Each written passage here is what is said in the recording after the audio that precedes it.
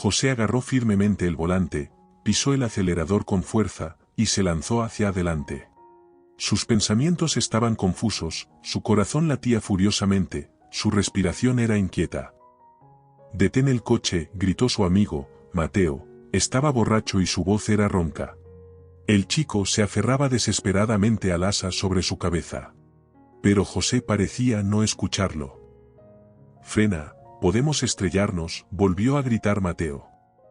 El coche se detuvo frente a la casa, José hizo una señal, las puertas del garaje se abrieron lentamente, y entró dentro.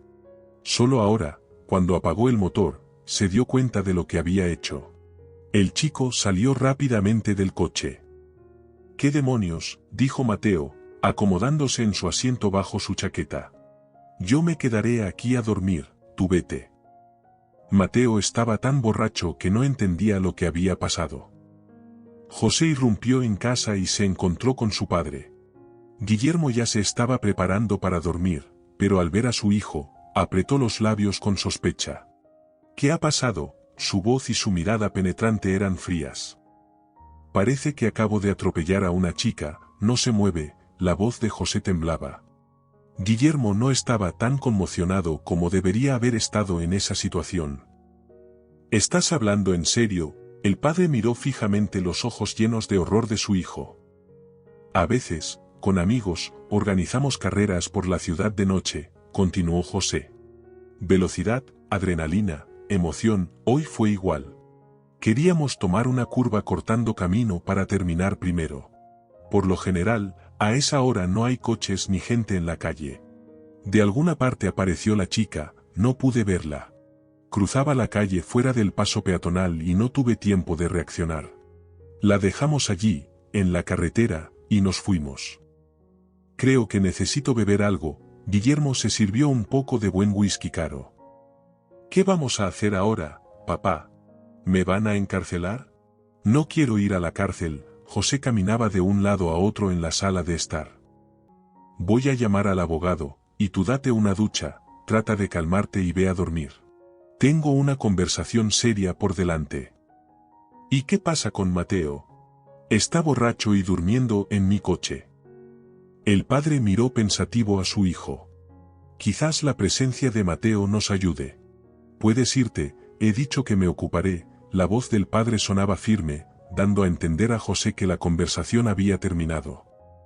Cuando el chico se fue, Guillermo hizo 2 llamadas. La primera fue al abogado.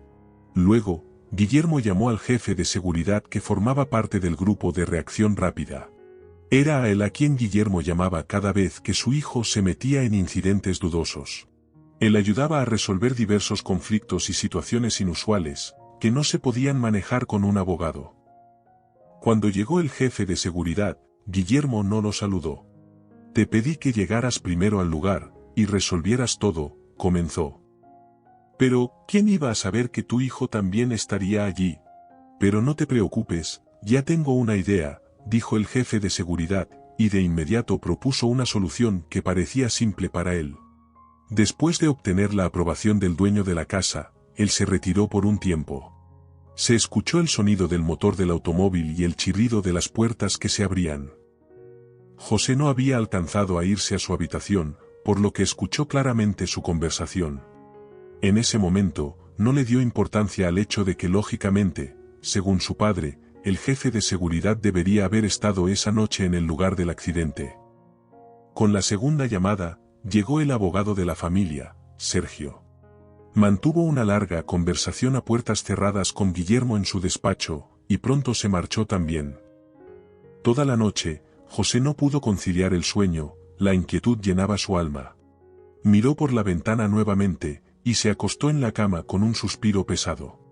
La imagen de la chica inmóvil se formaba delante de sus ojos. José se revolvió en la cama durante mucho tiempo, y solo pudo conciliar el sueño al amanecer. «Despierta, cariño, tienes entrenamiento en 1 hora», dijo mamá con voz suave. Regina era una mujer inteligente. Sentía que había habido cambios en la vida de su hijo, pero no lo mostraba. José se levantó con dificultad de la cama, realizó todas las rutinas matutinas, y se miró en el espejo, se veía cansado y asustado.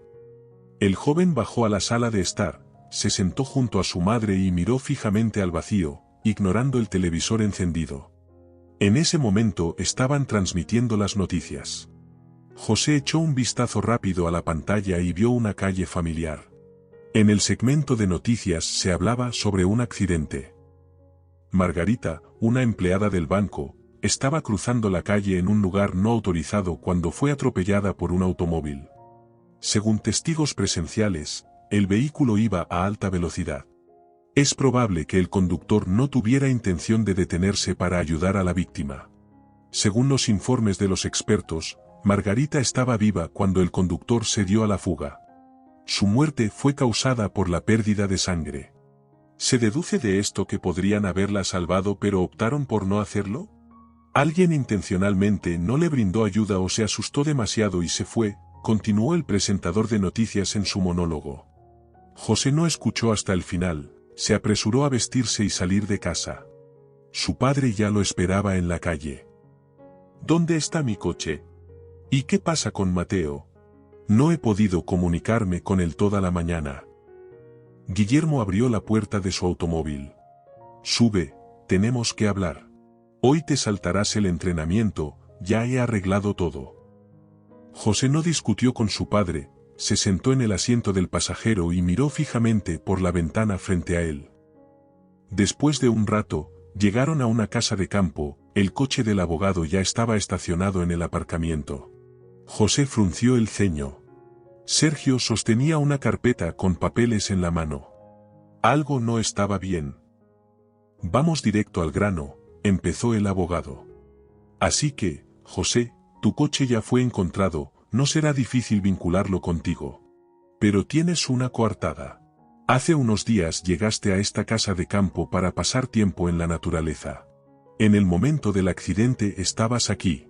Tenemos testigos que confirman tu presencia en la casa de campo, así que no te preocupes por eso. En cuanto a tu coche, a veces lo prestas a tus amigos para usarlo. Esta vez no fue una excepción. Le diste las llaves de tu coche a tu amigo, Mateo. Él estaba al volante en el momento del accidente, no tú, concluyó el abogado. José palideció, él y Mateo habían sido mejores amigos desde la infancia. Pero eso es mentira.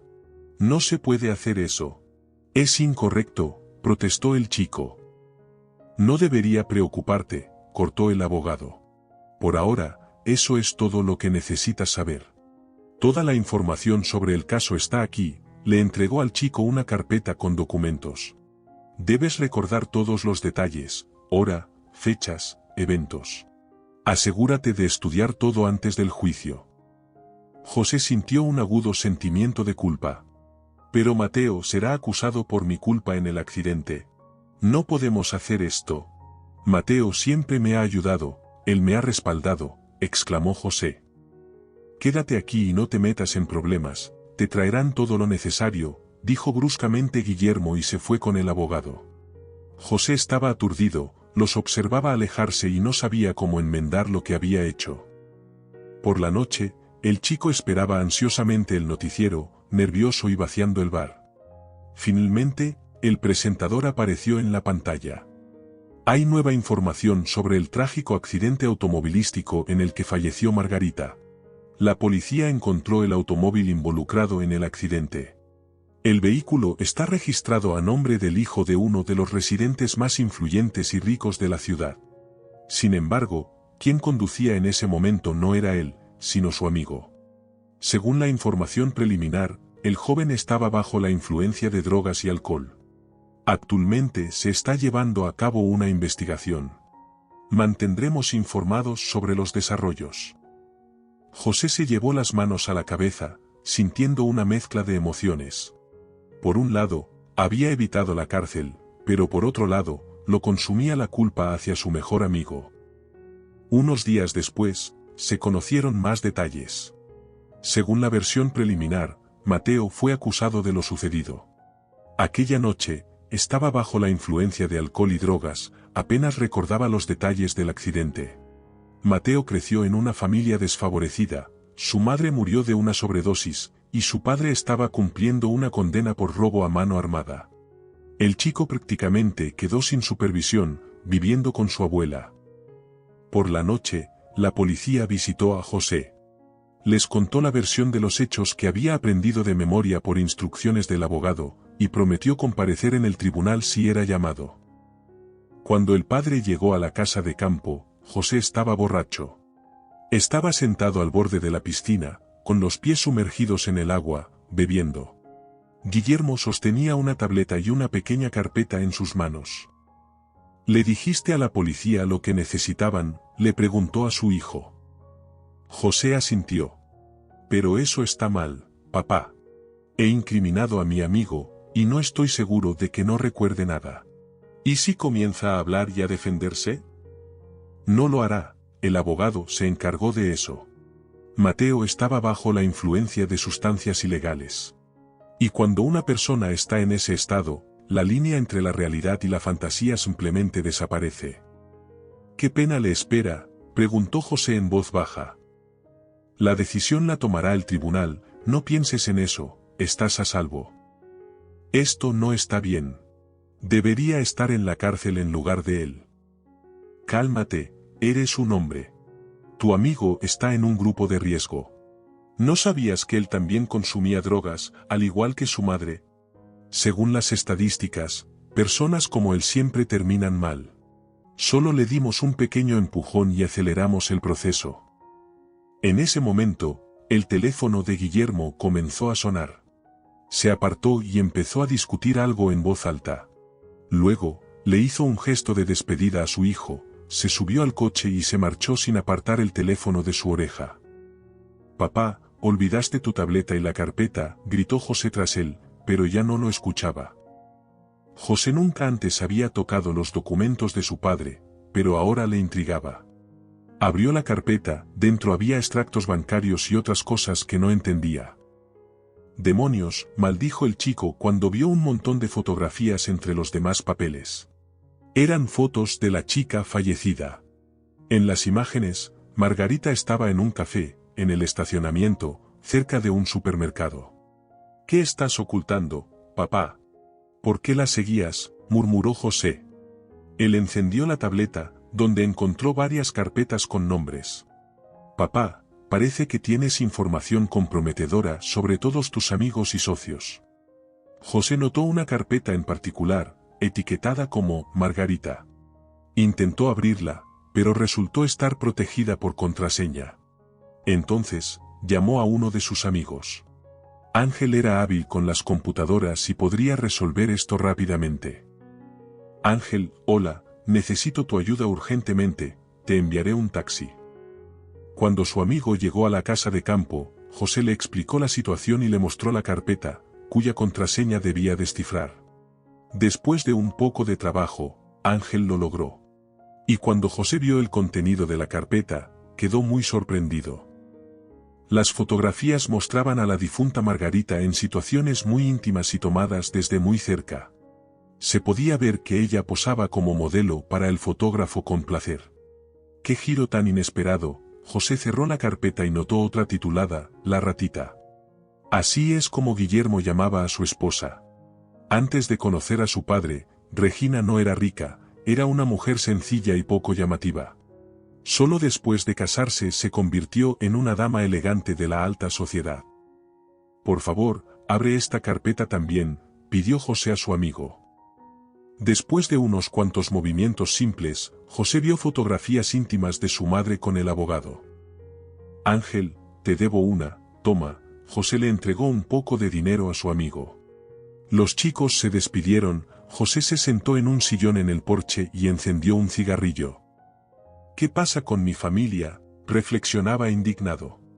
«Mi padre engañaba a mi madre con la difunta Margarita. Mi madre engañaba a mi padre con nuestro abogado. Pero yo los superé a todos. Metí en la cárcel a un inocente y arruiné el futuro de una joven». Sus sombrías reflexiones fueron interrumpidas por su madre. Regina entró en la casa, recorrió las habitaciones con determinación, balanceando sus caderas coquetamente, y salió al porche. «Hace mucho que no estoy aquí. ¿Cómo estás, cariño?» «Mamá, qué pregunta tan tonta. Soy un criminal fugitivo que ha culpado a otra persona. Todos tenemos nuestros pecados, respondió la madre, sentándose a su lado. He visto tus fotos.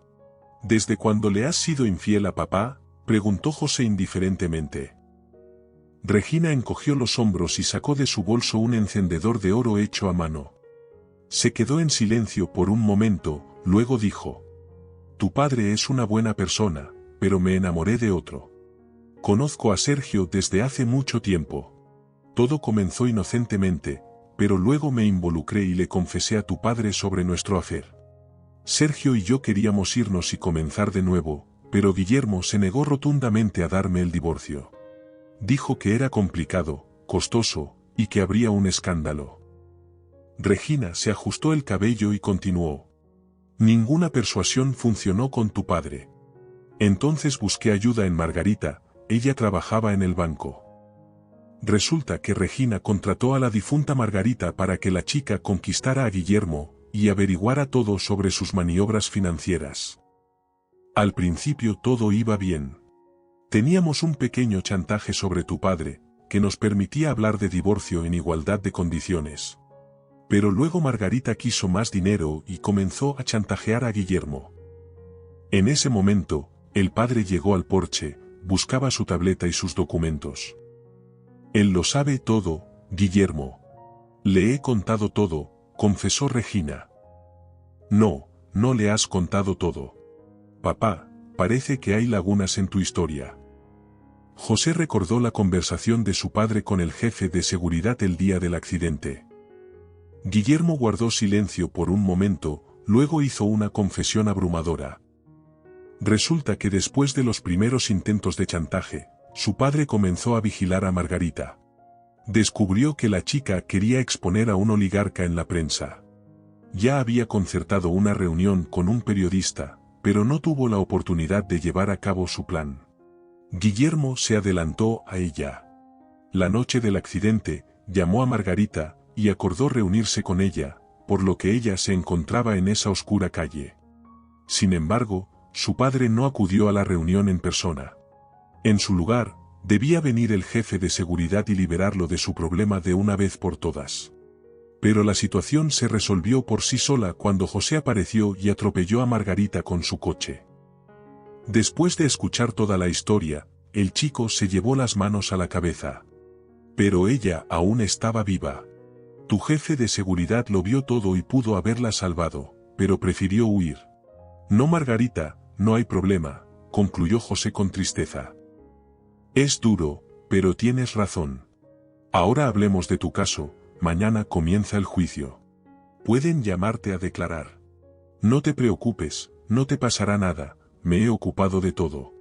Toda la culpa recae en Mateo. Con estas palabras el padre intentó abrazar a su hijo, pero él lo apartó. ¿Y qué se supone que debo hacer ahora con toda esta información? Mi cabeza está a punto de explotar. Me da asco, váyanse ambos. El juicio llegó a su fin. José evitó ser castigado, pero su mejor amigo terminó en la cárcel. Guillermo y Regina se divorciaron. Con la ayuda de Sergio, lograron dividir sus bienes y se mudaron a otra ciudad. José continuó atormentado por la culpa. Los sueños lo perseguían. Decidió ayudar a la abuela de Mateo, tratando de expiar su culpa. Incluso una vez fue a visitar a su amigo a la cárcel, pero Ángel se negó a tener una cita. José quería confesar que él fue quien causó el accidente, pero su padre lo puso bajo vigilancia las 24 horas del día.